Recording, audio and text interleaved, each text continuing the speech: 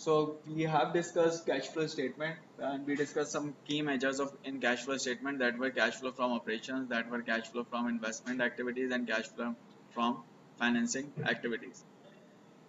There are some other key measures that are also very important. So when you are performing valuation of a company or when you are valuing a company, then you do not use CFO, CFI or CFF, but you use some other measures that are known as free cash flow measures.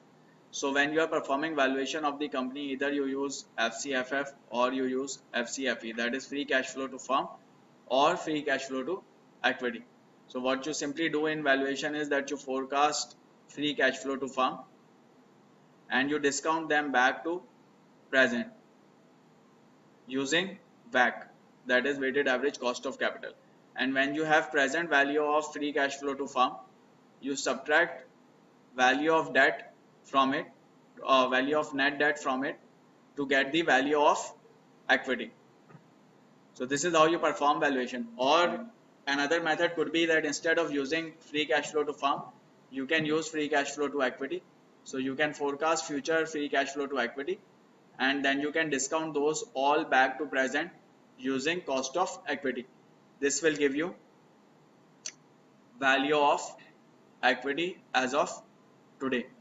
So these are two primary measures that are used or two primary methods that are used for performing valuation using the discounted cash flow method. So that means it is important for you to know free cash flow to equity, free cash flow to firm and the differences between these two. So simply speaking, what is free cash flow? Just ignoring firm or equity, free cash flow is simply your operating cash flow minus capital expenditure. So if you just take operating cash flow, you subtract capex, that gives you your free cash flow. Free cash flow होता है कि अगर आपने operating cash flow generate करा, that is the cash flow cash that you are generating from your business core operation. Now in order for you to do business or in order for you to expand your business, you have some cash needs, that is you need to expand your operations or do some capex. So the cash that you generated from operations minus the cash that you are using in as capex, that is known as free cash flow. That means that is the cash that is free for you to use in other purposes, like for example to pay off loan or to pay off dividend or to pay off anything. So for any other needs, that is the cash flow that is there available for you. So free cash, sorry, capex, total capex आपका recurring भी और additional capex is capital expenditure. So you can also replace it with cash flow from investments. So that is same thing. So OCF minus capex, or generally capex is taken here, or you can replace capex with cash flow from investments, because cash flow from investments is also a form of capex or is a capex.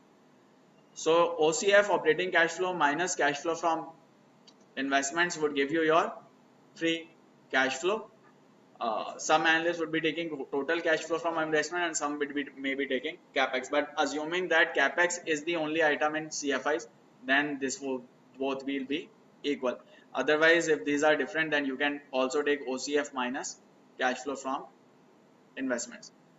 So this gives you your free cash flow that is available for spending or for any purposes like dividend payment or maybe any other payments or loan payments or anything, or returning to shareholders.